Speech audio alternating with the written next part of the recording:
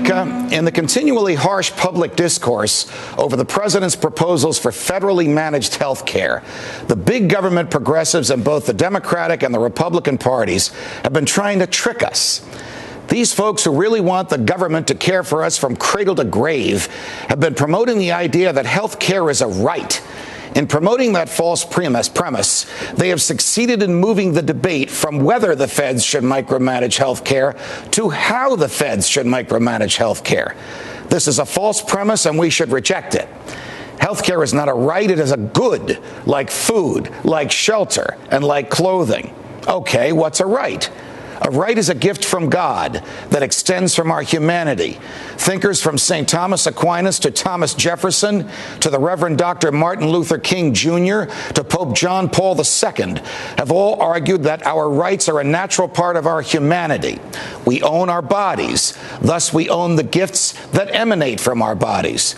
So our right to life, our right to develop our personalities, our right to think as we wish, to say what we think, to publish what we say, our right to worship or not worship, our right to travel, to defend ourselves, to use our own property as we see fit, our right to due process, which is fairness from the government, and our right to be left alone are all rights that stem from our humanities. These are natural rights that we were born with.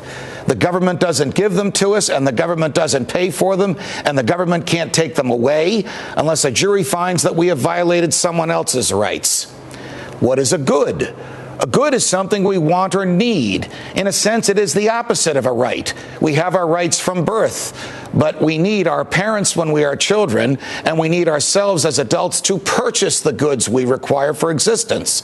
So food is a good, shelter is a good, clothing is a good, education is a good, a car is a good, legal representation is a good, working out at the gym is a good, and access to health care is a good. Does the government give us goods? Well, sometimes it takes money from us and gives that money to others. You can call that taxation or you can call it theft, but you cannot call it a right. A right stems from our humanity.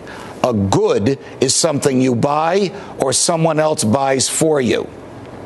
Now, when you look at health care for what it is, when you look at the U.S. Constitution, when you look at the history of human freedom, when you accept the American value of the primacy of the individual over the fleeting wishes of the government, it becomes apparent that those who claim that health care is a right simply want to extend a form of government welfare.